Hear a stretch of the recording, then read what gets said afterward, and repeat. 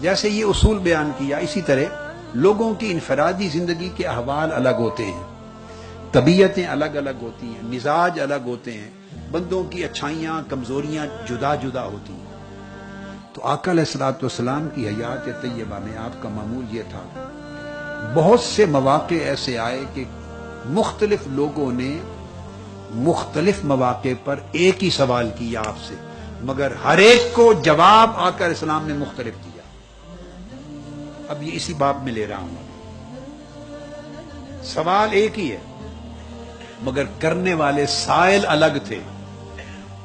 چونکہ سائل الگ الگ تھے، آقا علیہ السلام کا جواب ہر ایک کو الگ الگ ملا۔ یعنی پوچھا یا رسول اللہ سب سے بہترین عمل کیا ہے، سب سے اعلیٰ اور افضل عمل کیا ہے، سب سے اونچے درجے والا عمل کیا ہے؟ ایک ہی سوال ہے، ہر آنے والے نے پوچھا، آقا علیہ السلام نے ہر ایک کو الگ جواب دیا۔ اب اگر ان سارے جوابات کو، وہ حدیث نبوی ہے کہ سب سے افضل عمل یہ ہے، پھر سنا سب سے افضل عمل یہ ہے، پھر فرمایا سب سے افضل عمل یہ ہے، تو یہ جو محل افضلیت ہے کہ سب سے افضل عمل ہے کیا، افضلیت کے باب میں اگر وہ سارے احادیث کو جمع کر دیا جائے اور ان سے ایک ہی اصول اور کلیہ علی الاطلاق اخذ کرنے کی کوشش کی جائے تو احادیث نبوی میں تناقض اور تضاد آ جائے گا۔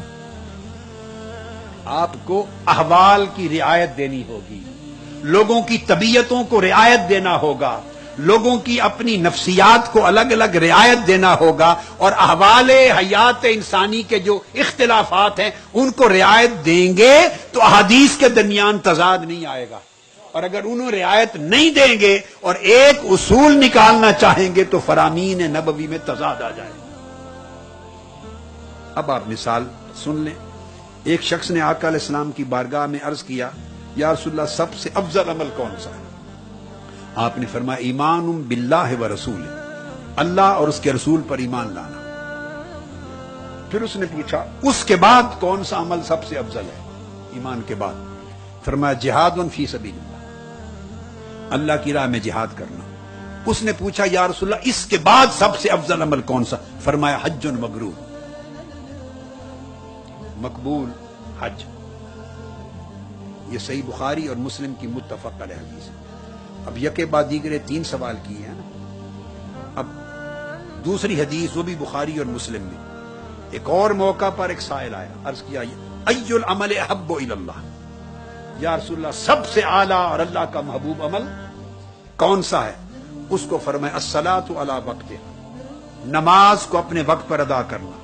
قال ثم ای، یا رسول اس کے بعد سب سے افضل عمل کون سا ہے؟ فرمایا بر الوالدین، ماں باپ کے ساتھ نیکی کرنا۔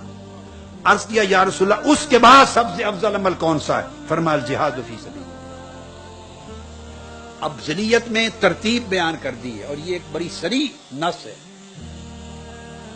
اس کو اس ترتیب سے فرمایا، اس کو دوسری ترتیب سے فرما دی۔ اب کوئی پوچھے تو پھر حقیقت میں وہ کوئی کہے میں پریشان ہو گیا تو افضل عمل ہوا کون سا؟ اس کو کچھ اور فرما دیا، اس کو کچھ اور فرما دیا۔ اس کو کہا اس کے بعد یہ ہے، مجھے کہا اس کے بعد یہ ہے۔ اس کو بتایا تیسرے نمبر پر ہی ہے، مجھے کہا تیسرے نمبر پہ کچھ اور ہے۔ تو افضلیت میں کس کو مانوں؟ اب بات کو سمجھ گئے نا؟ اس میں تضاد اور تناقض آ جاتا ہے جو کلام رسول صلی اللہ علیہ وسلم میں نہیں ہو سکتا۔ تو کیا لوگوں کے احوال کی رعایت ہے۔ نگاہ نبوت نے دیکھا، جس شخص کے اندر دیکھا کہ اس میں وقت پر نماز پڑھنے کی کمزوری ہے، بتائے بغیر اس کے سوال کے جواب میں اس کو سب سے افضل عمل بتایا۔ اس نے پوچھا اس کے بعد دیکھا کہ والدین کے حق کے ادا کرنے میں ذرا کمزور ہے، اس کو والدین کے ساتھ بھلائی کا دوسرا نمبر بتا دیا۔ تیسرے اس کو دیکھا اسی کو کہ ذرا بزدل ہے، جہاد پر کتراتا ہے، اس کو جہاد فی سبیل اللہ تیسرے درجے پر بتا دیا۔ پہلے شخص میں یہ پریشانی نہیں تھی، اس کی طبیعت اس گناہ سے یا کمزوری سے پاک تھی، اس کو ایمان باللہ بتا دیا کہ تردد نہ رہے۔ دوسرا جہاد بتا دیا، تیسرا حج مبرور بتا دیا۔ جیسے جیسے سائل کا حال تھا ویسے ویسے آقا علیہ السلام نے افضلیت کے رتبے بتا دیے.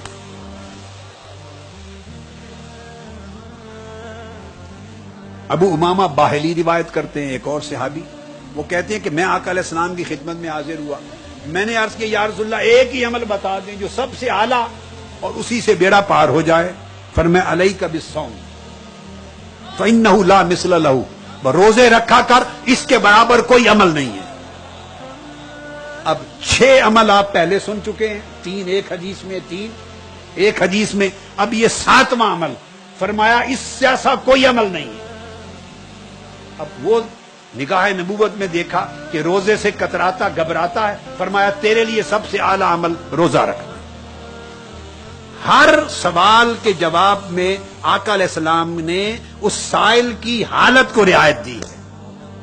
اس سائل کا حال کیا ہے، اس کی کیفیت کیا ہے، جیسے جیسے اس کی حالت اور کیفیت مختلف ہوئی ویسے ویسے آقا علیہ السلام کی بارگاہ سے جواب مختلف ہوا.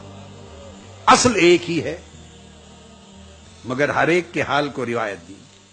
ایک اور سے پوچھا ایک صحابی نے، یا رسول اللہ سب سے بلند درجہ عمل کن لوگوں کا ہے؟ فرمایا الذاکرون اللہ کثیرا وذاکرات، اللہ کا کثرت کے ساتھ ذکر کرنے والے مرد اور عورت. اب یہ 8واں جواب دے دیا، ایک ہی سوال کا 8واں جواب آ رہا ہے مختلف، کثرت سے ذکر کرنے والے. ایک اور صحابی نے پوچھا یا رسول اللہ سب سے افضل عمل اور سب سے افضل ترین عبادت کیا ہے؟ فرمایا دعاء المرء لنفسہ، اپنے لیے دعا کرنا. 9واں جواب دے دیا.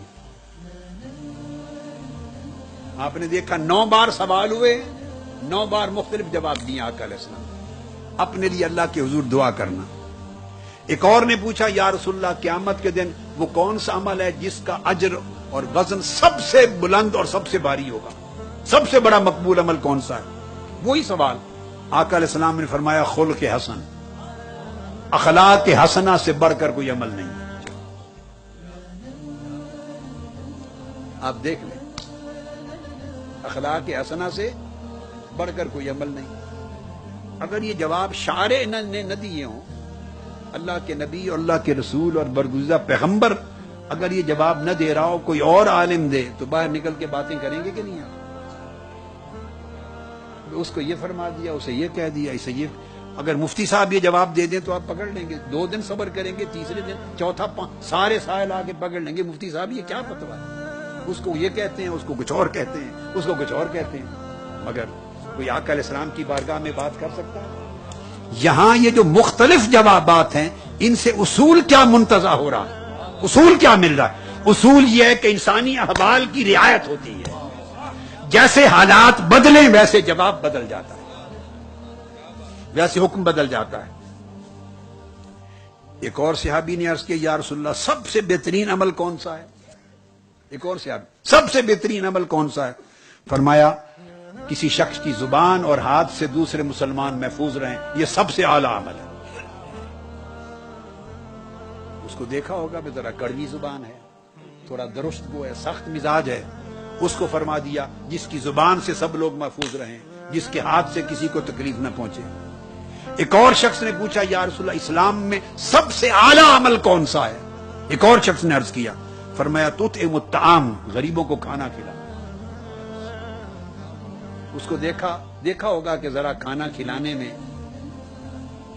ذرا کمزور ہے، ہیں دل میں اتنی وسعت سخاوت نہیں، اس کو فرمایا کھانا کھلانا. وَتَقْرَأُ السَّلَامَ عَلَى مَنْ عَرَفْتَ مَنْ لَمْ. جیسا سائل کا حال دیکھا اس کی مطابقت میں جواب عطا کیا.